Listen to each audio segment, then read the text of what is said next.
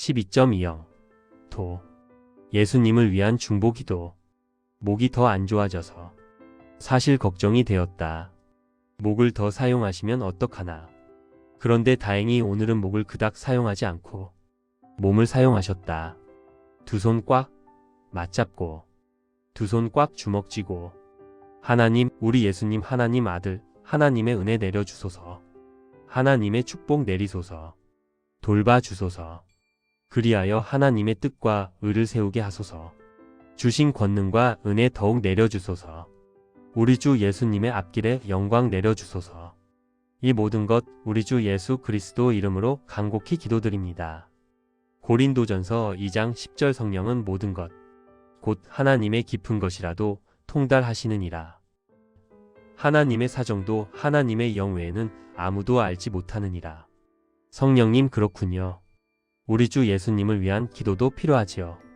예전엔 하나님을 위한 위로 기도, 예수님의 노고에 대한 위안 기도도 자주 했었는데 최근 뜸했네요.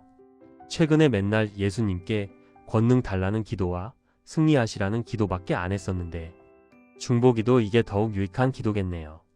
생크 유 성령님 12.20 다리 절림 없어짐. 언제부턴가 왼쪽 무릎에 대한 부담감이 없어졌다.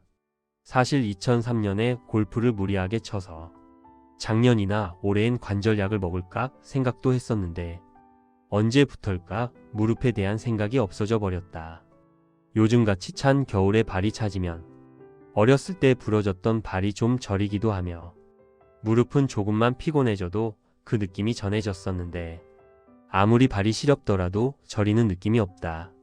지난 화요일 회개 기도를 할 때 두 손바닥이 무릎을 자꾸 할아내려서 그때 의식했었는데 무릎 어쩌면 낫겠다 하는. 근데 가만 생각해보면 그전부터 좋아졌던 것 같다. 성령 세례의 힘이지 않을까? 아니면 방언의 힘이거나 어쨌거나 할렐루야. 12.20 아버지 왜 나를 버리셨나이까? 왜 예수님이 돌아가시기 전에 엘리 엘리 라마 사박다니 나의 하나님 어찌하여 나를 버리셨나이까? 라고 하셨을까? 이거 처음 글 읽을 때부터 지금까지 고민이었다. 당연히 예수님은 당신이 죽으실 걸 아셨는데 새삼스럽게 이 말을 왜 하셨나? 풀렸다. 생크 유성령님 그리고 아버지 다 이루었나이다 하며 돌아가셨다. 어찌하여 나를 버리셨나이까? 라는 말은 다시 한번 당신 자신이 죽어야만 한 이유를 되새기고 있는 거다. 그리고 하나님께 그 버리신 의미를 다시금 되새기게 하시는 거다. 일종의 강요? 나를 죽이시고 인간을 구원하소서. 나를 죽이고 성소 휘장을 찢으시고 성령을 인간들에게 주소서 하는 기도다. 그리고는 미소 지으며 돌아가신 거다. 다 이루었나이다 하시면서 할렐루야 주님. 12.2 우상 제물 고릴도 전서. 고전 8장과 10장의 우상 제물에 대한 바울의 말을 통해 구약시대의 정신과 신약시대의 정신에 대해 많은 생각을 다시금 하게 해주었다. 바울은 모든 식물푸드이 즉 땅과 거기 충만한 것이 주의 것이며 따라서 만일 내가 감사함으로 참외 테이크 파트 인하면 어찌하여 내가 감사하다 하는 것에 대하여 비방을 받으리요. 그런즉 너희가 먹든지 마시든지 무엇을 하든지 다 하나님의 영광을 위하여 하라. 라고 말한다. 이게 구약 시대였다면 말도 안 되는 말이었을 것이다. 왜? 구약은 마음도 중요하지만 형식 즉 율법도 중요하여 우상 제물은 섬기기도 먹지도 말아야 될 것이다. 그러나 신약 시대는 확실히 다르다. 예수께서 율법을 파괴함이 아니요 율법을 완성하기 위해서 왔다. 라고 하셨다. 확실히 그렇다. 율법의 궁극적 완성은 형식이 아닌 마음, 즉 사랑과 믿음에 있는 것이다. 하나님을 사랑하면 이 사람은 하나님의 아시는 바 되었느니라. 고전 83 하나님께 감사하고 하나님의 영광을 위하여 하는 일이 그 어떤 율법보다 위에 있음은 더 이상 말해서 무엇하리요. 신약시대의 지상과제는 믿음이다. 12.23 그리스도의 고통. 예수님이 성령 세례를 받으시고 사탄의 시험을 앞두고 성령에 이끌려 광야에서 40일을 금식한 이유, 십자가에 못이 박혀 돌아가시는 극한 육체적 고통을 감내해야 한 이유. 둘 다 육체적 고통이 극심하다는 건데 왜 육체적 고통을 수반해야 하는 걸까? 물론 육체적 고통은 정신적 고통을 수반하고 정신적 고통은 육체적 고통을 수반한다. 예수께서는 십자가의 고통을 이미 예견하시고 전날 겟세마네 감난산에서 피땀이 흐르는 기도를 하셨다. 예수께서 힘쓰고 애써 더욱 간절히 기도하시니 땀이 땅에 떨어지는 피방울같이 되더라. 그렇다. 고통, 육체적이건 정신적이건 이 고통이 없으면 진정으로 하나님께 의지할 수가 없다. 이건 내가 경험해봐서 안다. 정신적 고통이 육체적으로 어떻게 작용하는지 오직 하나님께 의지할 수밖에 없는 상태가 되어야 저런 예수님의 기도가 나오는 거다. 저런 기도를 통해서 그 고통을 이겨낼 수 있는 믿음이 나오는 거다. 내 원대로 마옵시고 아버지의 원대로 되기를 원하나이다. 그렇다. 하나님께서는 이 상태를 원하시는 거다. 진정으로 뼈속에서 우러나오는 복종의 마음을 배부르고 등따스한 상태에서 나오는 기도의 마음이 감히 저런 피땀 어린 기도의 마음의 만분의 1이나 감당하겠는가? 이 시대의 기도는 어떻게 회복되어야 하는 걸까? 그래서 하나님께서는 다시금 때가 이름에 경제적 고난을 이 땅에 주시는 걸까?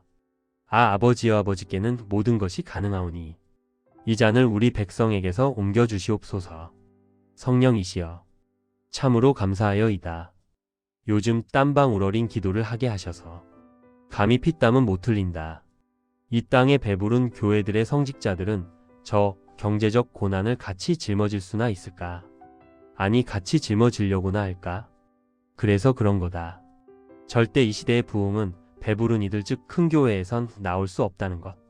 12.24 다시 본 최춘선 할아버지. 어제부터 우울 모드다. 새벽에 일어나 유기견 교육받으러 전철을 타고 오전 교육 마치고 점심 먹고 다시 전철. 저녁에 집에 들어가니 집사람과 장모의 우울 모드. 뭔가 싸웠나 보다. 더불어 병원 매출이 떨어져가고 들어갈 돈은 많고 풀리지 않는 금융 문제. 미용을 어떻게 해야 하나. 집사람 보고 배우라고 해야 하나. 윤성이를 불러야 하나. 이 부분이 갈등이다. 성령님의 생각이 뭔지 크리스마스 때 기도해야겠다. 내 힘으로 풀 수 없는 문제가 도처에 도사리고 있어서 그런지 아침부터 우울 모드. 갑자기 최춘선 할아버지 팔복이 생각났다. 역시나 할아버지. 하나님의 은혜라는 말에 눈물이 왈칵했다. 그래요. 모든 게 하나님의 은혜 이것만. 내가 그를 위하여 모든 것을 잃어버리고 배설물로 여김은 그리스도를 얻고 그 안에서 발견되려 함이니. 성령님 감사. 12.25 크리스마스. 특별히 크리스마스라고 해서 한 일은 없다. 2부에 목사님과 세족식하고 당일에는 아침에 기도하고 예배드리고 음식 같이 먹고 병원에 좀 출근했다가 집에 들어가고 어쩜 이미 성탄절에 대한 사탄의 역사를 알고 있어서인지 우리 교회는 조용히 성탄 축가 부르고 간단히 넘겼다. 12.26 기도하고 싶다. 기도하고 싶다. 사무치도록 기도하고 싶다. 하나님의 은혜에 대해 예수님의 승리를 위해 성령님의 감사함에 이스라엘을 위해 세상을 위해 이스라엘에 관한 CGN TV의 6부작 방송을 보고 어찌 그리 눈물이 나는지 최춘선 할아버지, 손양원 목사, 이스라엘 이들을 생각만 하면 눈물이 난다. 정말 주님은 우리 교회가 오직 기도에 매진하시길 바라시는가 보다. 12.29 요즘의 기도. 이 앞주부터는 새벽 기도를 전혀 못했다.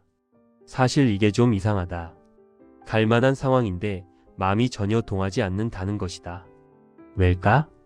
아무리 생각해도 모르겠다. 대신 저녁 기도를 가게 하신다. 요즘 기도는 참 쉽게 된다. 그냥 성령이시여 하면 성령이 임하심을 느낀다. 그리고 그 성령 임하심을 마음껏 느낀다. 붕하는 마음에 그저 하나님께 대한 은혜를 느끼며 감사합니다 라는 말이 자연히 배어 나온다. 이 성령 임재를 어떻게 다른 사람에게 전이시킬 수 있을까? 요즘 이걸 성령께 간구하고 있다.